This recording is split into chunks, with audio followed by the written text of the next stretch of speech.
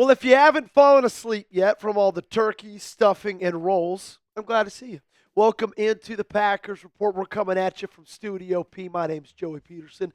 On today's show, we're going to break down the Packers' new and kind of wild playoff path. Nothing's guaranteed. It's feeling good that this team's going to at least make the playoffs, feeling even not as good, but still pretty solid if they're going to win the division. I'm going to throw a ton of numbers at you. We're going to act like nerds on today's show, so I'm glad that you have joined us. If this is your first time joining us, make sure you subscribe to the channel. I got a challenge. Can we get to 19,000 subscribers today? 118. That's all we need off of today's show. If you have not joined us yet, subscribe. It's free. It helps us out a ton, and we really would appreciate it. So coming into today's game against the Detroit Lions, the Green Bay Packers had a 51% chance to win this division. And we knew that if you won it or lost it, it was going to have a big swing. Losing today's game would have dropped you down to 31%. Now, the good thing is, we all know this team did not lose today's game. They beat them. And after beating Detroit, you jump up from a 51% chance to win the North to a 73% chance to win the North. So sweet. That's done and dusted. You did your job for Week 13, but Week 13 is not over. In fact, it's only just begun because you got a big game tomorrow that you got to sit on your couch and watch, and that's Philadelphia going up against Chicago. If Philly beats Chicago, which right now is what you want to happen because that would vault you up to number one in the NFC North, you have a 77% chance to win that division. Great. Over 3/4. I'll take that as of right now. We're through 13 weeks in this season. I think that's a great spot to be in. But if the Eagles win and then you beat the Bears the following week, you continue to take care of business, that jumps to an 85% chance. And I don't want to say almost guarantees it. I don't want to say locks it down, ties it down, because there's a lot that could still happen in this season. You still got to win your games. But I'd be feeling very, very good at where things sit. Say you don't win, okay? Say the worst thing comes to happen and you go throughout the rest of the season. There's a lot still up in the air. There are a couple of tiebreaker scenarios. Okay, number one thing they look at is head-to-head. How many wins do you have against the team you're tied with at the top of your division? Well, right now, they haven't played each other. So, 0-0. Best one-loss tied in the division right now, that would go to the Green Bay Packers over the Chicago Bears or the Detroit Lions because right now you are 3-0 in the division. And then best one-loss tied in common games. There's a lot of games, a lot of things to look at, of course. If that scenario happens at the end of the season, we'll have you covered. But still, Green Bay's in a good spot because if they just take care of their own business, they're going to be just fine. Who do you think wins the division? Green Bay, Detroit, or Chicago? You let me know down below in the comment section. Give me a GB, a DET, or a CHI. Right now, it kind of feels like a two-team race between this team and this team after what you did to this team today. We all know Minnesota's not really even in it. So what you need to happen for the rest of this week, okay? You need the Eagles to beat the Bears tomorrow. That's the only Black Friday game. And then we got to wait till Sunday for the rest of the NFL games. You need the Rams to beat the Panthers. You want the Panthers to have as many losses as they can, just in case you somehow end up with a tied record as them. They have you in the head-to-head.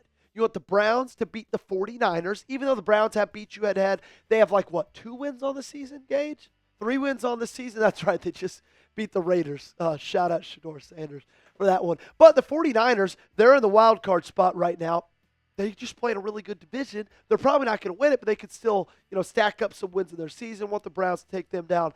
And the Vikings, you're not really scared of them. You kind of want them to beat the Seahawks, but then also, if the Seahawks beat the Vikings and just totally take them out of contention for this division, that wouldn't be the worst thing either. The chances to make the playoffs as we're recording this video, 94%. The chances to win the division, like we talked about earlier, 73%. To be the number one seed in the NFC, that's at 6%, not looking too great right now. That's okay.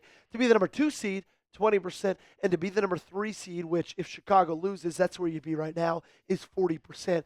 They sure think at the New York Times playoff predictor, that's the best chance to happen. You got a hard schedule remaining, okay? You play a lot of really, really good teams. I mean, this team's leading their division. This team's leading the AFC. This team is leading their division, and this team sucks, okay? 4 of your last 5 games are against division-leading teams in this league. You can still win all of those games. I just saw you go out on the road and beat a team in the Detroit Lions that has been playing some really, really good football as of late. And the most important thing, like we've talked about a lot, you still control your own destiny. That's all you can ask for. That's all you could wish for at this point in the season. Week 13, all you want is to not have to depend on other people to do your winning for you or they're losing for you. If you win games, you control your outcomes. We got more to talk about. Injury news coming up. Game balls coming up. Don't go anywhere. But I do have to give a big shout out to the sponsor of today's show. It's our great friends over at Underdog. Football season is in full swing, right? We're 13 weeks through this thing, and Underdog is still the best place to get in on all the action. Let's cut to the chase. If you download the app today and sign up with promo code Packers Report, you score $100 in bonus entries when you play your first $5. Playing on Underdog is easy. Just pick whether your favorite players will go higher or lower on stats like rushing yards, receptions, touchdowns, and more. Get your picks right, and you could win up to 5,000 times your cash. Got a little bit of a hodgepodge lineup for this weekend. Some college football, some NFL. I feel really good about Shedeur Sanders turning it over against San Francisco. It's going to be the higher on interceptions thrown.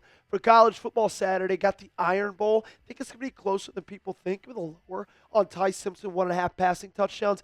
I'm going to be in attendance. Neyland Stadium, Saturday, Vandy, Tennessee. Give me the higher. Joey Aguilar, 2.5 passing touchdowns.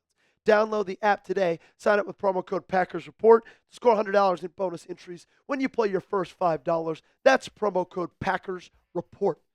Underdog. Make picks, win money.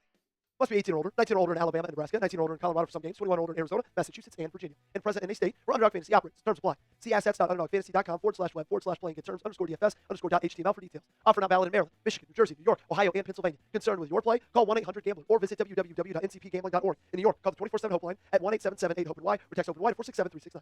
Before we go on with the rest of today's video, let me know, what is your confidence level in the Green Bay Packers winning the North?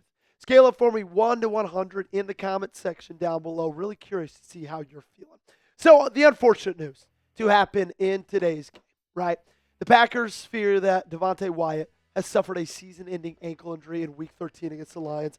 We all knew it was very serious when we went to commercial break, and then they came back from commercial break, and Devonte Wyatt was still laying on the turf, okay? Never a good sign to see. Never good when you have to be carted off. And you know what?